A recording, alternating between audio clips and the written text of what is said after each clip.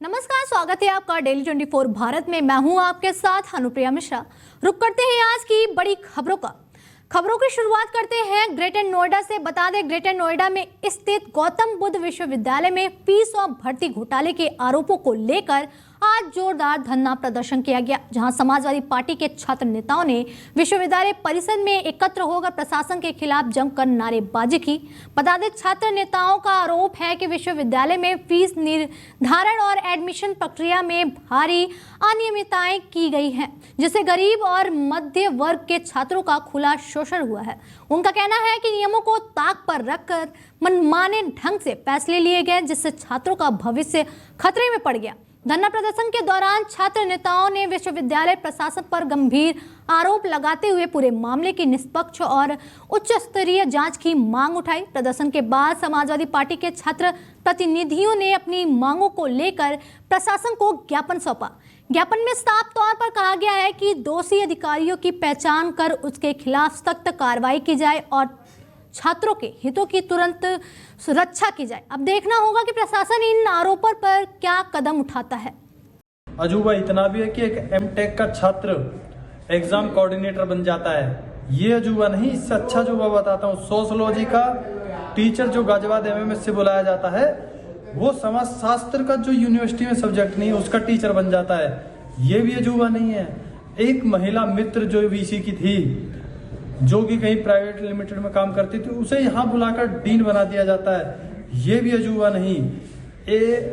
Chemistry के teacher को electronic communication का हेड बना दिया जाता है। ये अजूबे इस यूनिवर्सिटी में हैं। करोड़ों रुपए जो बच्चों के रजिस्ट्रार और ये यूनिवर्सिटी मिलके खा गई, इनकी रिकवरी होनी चाहिए। अगर नहीं होती है तो हम बिल्कुल भी शांत नहीं बैठेंगे। वहीं ग्रेटर नोएडा से इस वक्त की बड़ी और सनसनीखेज खबर सामने आ रही है, जहां एक मामूली विवाद ने एक युवक की जान ले ली।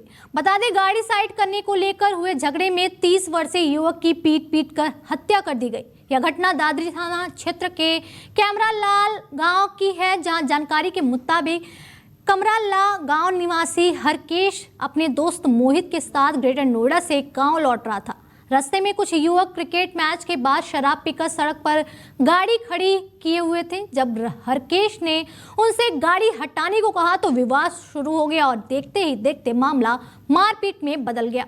आरोपियों ने हरकेश और मोहित पर लाठी डंडों से हमला कर दिया, जिसमें दोनों गंभीर रूप से घायल हो गए। वारदात को अंजाम देकर आरोपी मौके से फरार हो गए। सूचना मिलते ही पुलिस मौके पर पहुंची और घायलों को अस्पताल पहुंचाया गया, जहां डॉक्टरों ने हरकेश को मृत घोषित कर दिया। पुलिस ने परिजनों की तहरीर पर मुकदमा दर्ज कर लिया है। एडिशनल डीएसपी सुधीर कुमार ने बताया है कि 2 आरोपियों को हिरासत में लिया गया है और अन्य आरोपियों की तलाश जारी है।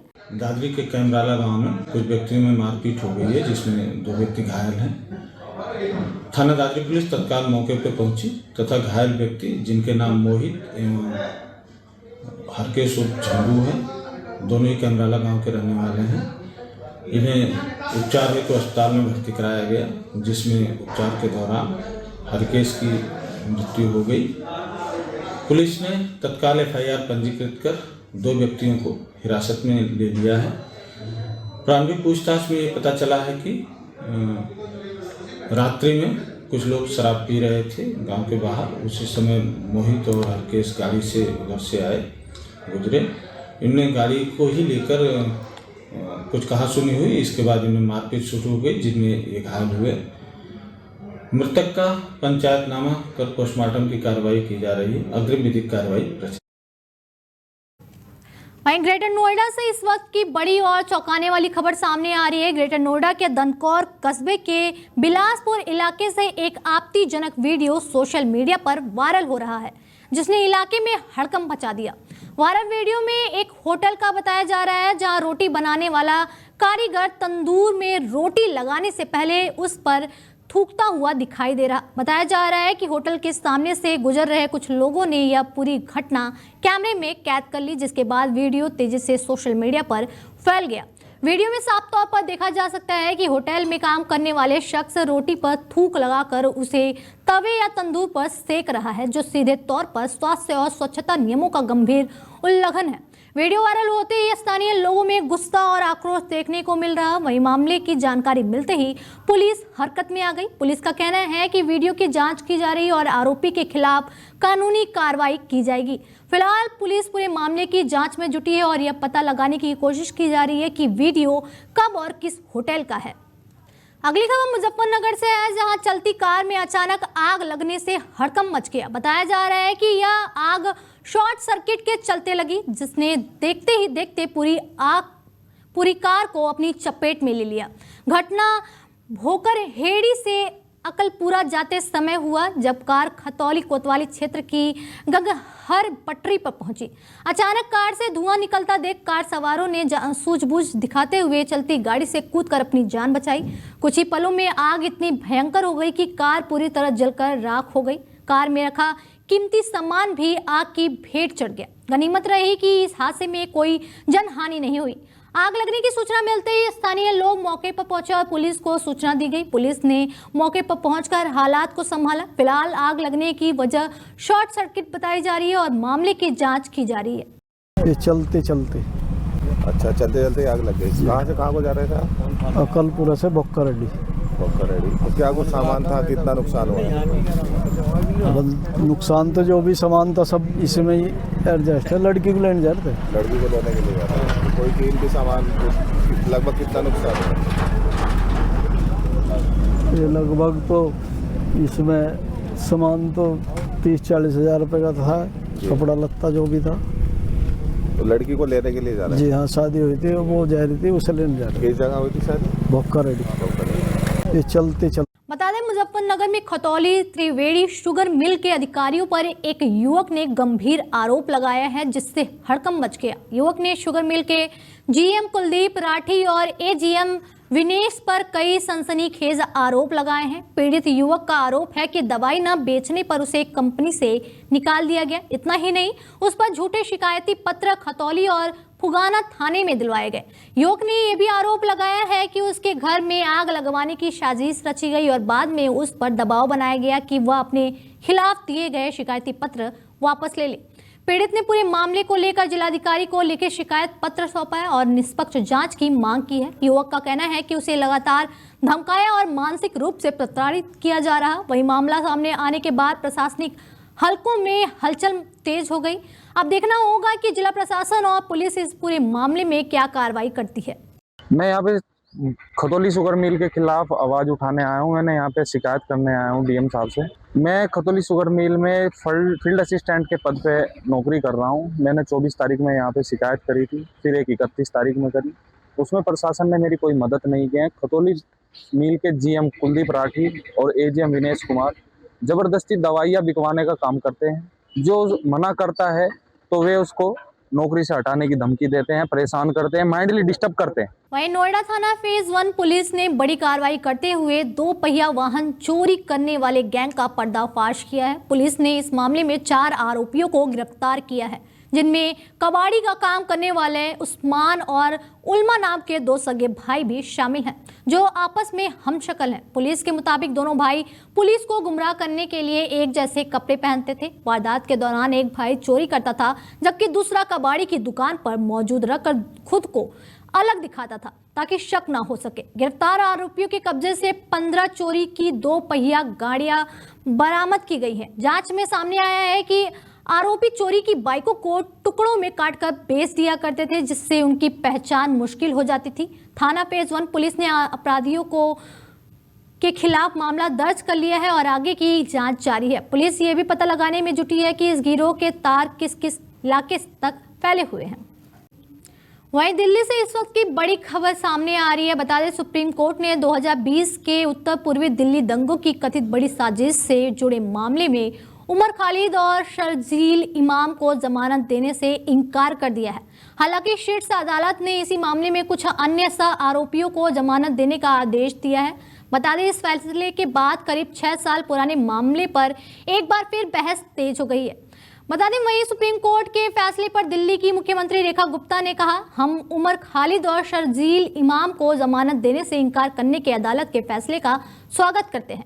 उमर खालिद को जमानत न मिलने पर उनके पिता ने फैसले को दुर्भाग्यपूर्ण बताते हुए किसी भी तरह की टिप्पणी से इनकार कर दिया। वहीं जमानत पाने वाले शिफा उर रहमान की पत्नी ने अदालत के फैसले पर खुशी जताई। अदालत ने शिफा उर रहमान, गुलशिफा फातिमा, मीरान हैदर, मोहम्मद सलीम खान और शादाब अहमद को जमानत दी है।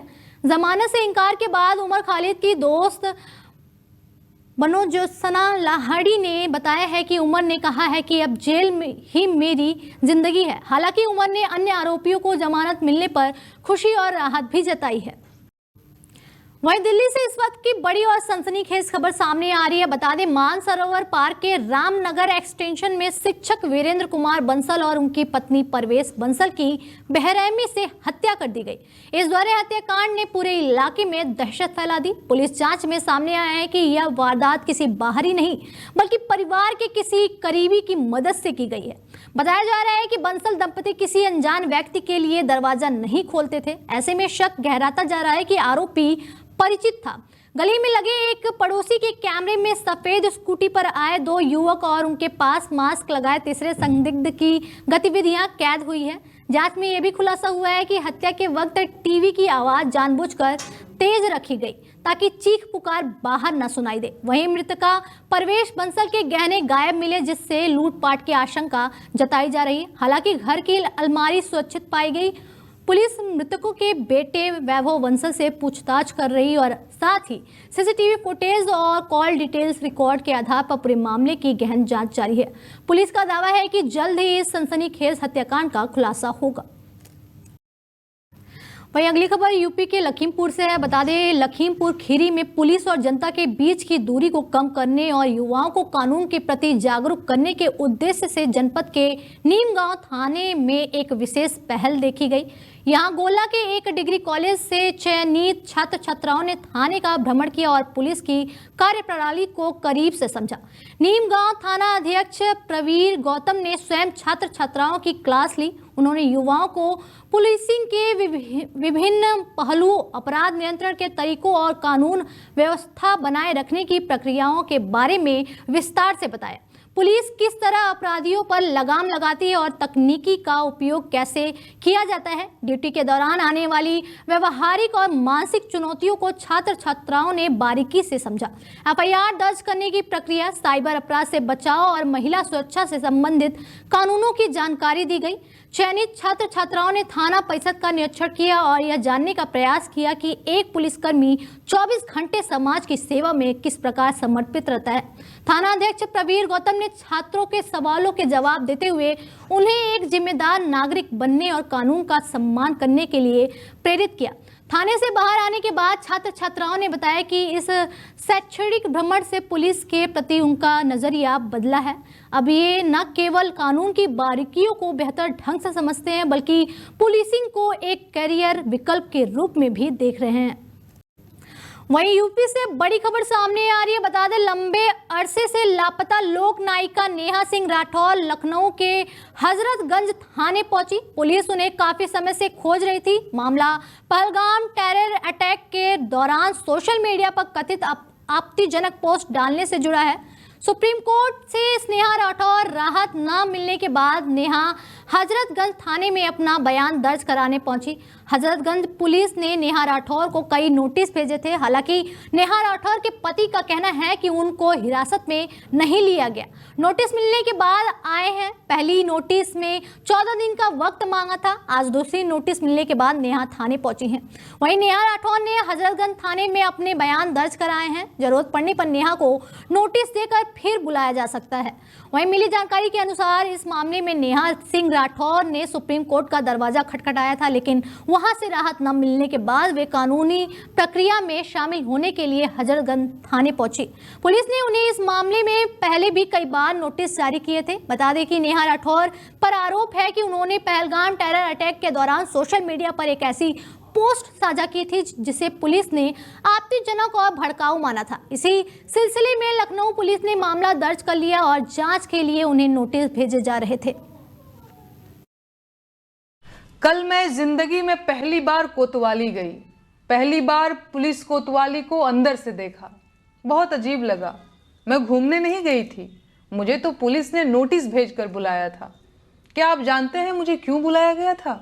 मैंने कोई चोरी नहीं की थी, किसी को गाली नहीं दी थी, मैंने इलेक्टोरल बॉन्ड भी नहीं खरीदा था और नहीं बीफ कंपनियों से चंदा लिया था, मैंने तो वोट भी नहीं चुराया था। लेकिन फिर भी मेरे खिलाफ FIR दर्ज की गई और पूछताछ के लिए मुझे नोटिस भेजा गया।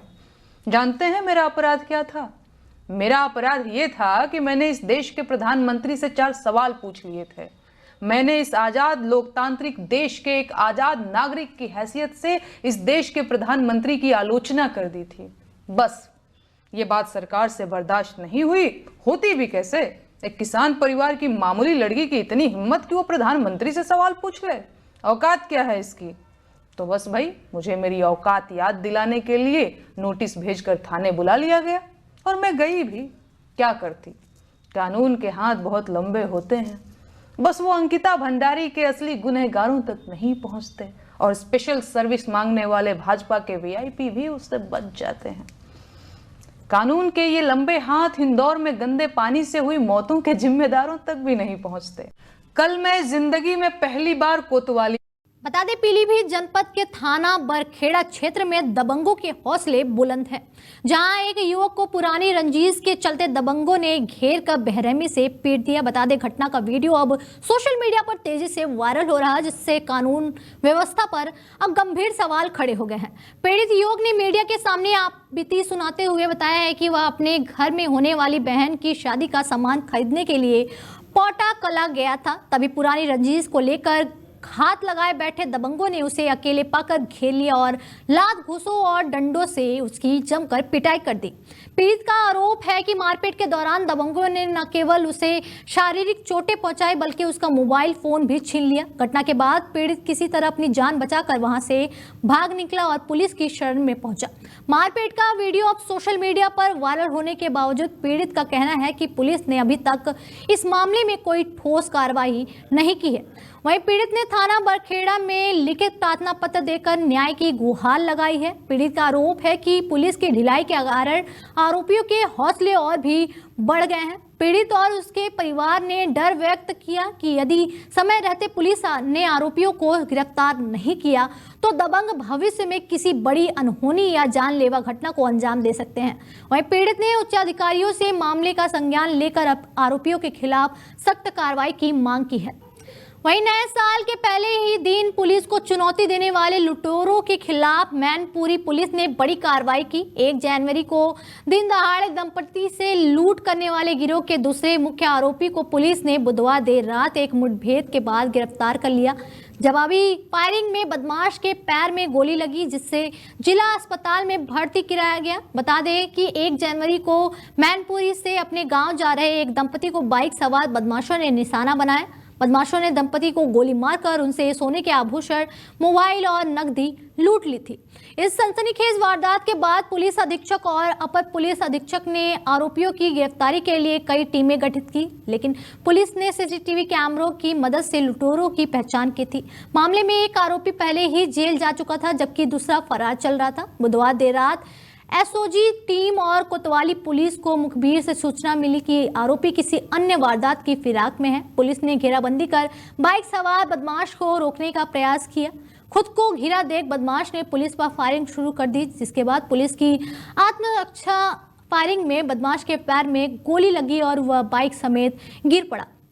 पूछताछ में पकड़े गए बदमाश ने अपना नाम बताया। उसने दंपति के साथ की गई लूट की बात स्वीकार की। पुलिस रिकॉर्ड के अनुसार बदमाश एक शातिर अपराधी है, जिस पर मैनपुरी के अलावा अन्य जनपदों और दूसरे राज्यों में भी कई गंभीर आपराधिक मुकदमे दर्ज हैं। देखिए, 1 जनवरी को हमारे यहाँ पर कोतवाली थाना क्षेत्र में एक महिला एक पुरुष जब बाइक से जा रहे थे, तब 2 व्यक्तियों ने उनको रोककर उनके कान के कुंडल और कुछ पैसे उनसे बरामद किए थे, जिसमें FIR दर्ज करने के बाद हमारी कई टीमें काम कर रही थी और उसी दिन एक अभियुक्त को पुलिस मुठभेड़ के दौरान जो है गिरफ्तार करके जेल भेजा गया था।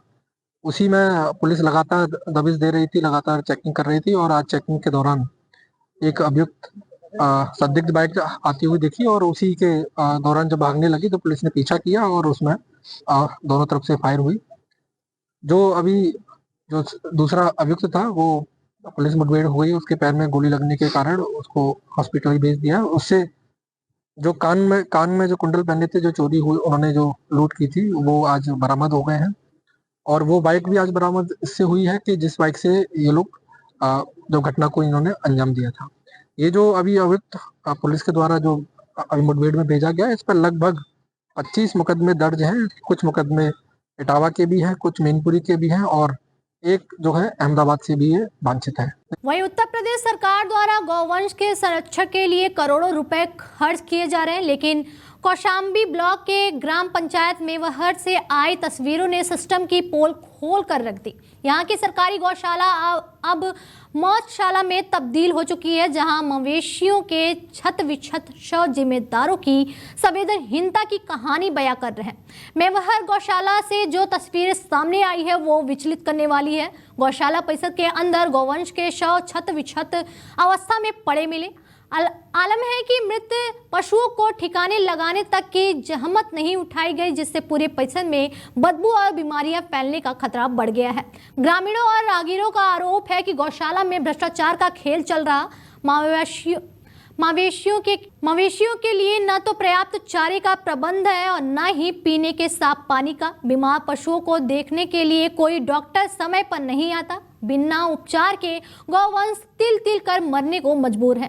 प्रधान और सचिव पर कमीशन खोरी के गंभीर आरोप लग रहे हैं। आरोप है कि गौशाला के बजट का बंदरबाट किया जा रहा है, जिससे बेजुबान जानवर भूख और प्यास से दम तोड़ रहे हैं। योगी सरकार की प्राथमिकता सूची में शामिल गौ संरक्षण योजना की मेवहर में धज्जियां उड़ाई जा रही। स्थानीय प्रशासन और संबंधित विभाग की चुप्पी ने यह साफ कर लिया है कि कागजों पर चलने वाली गौशाला धरातल पर नरक बन चुकी है।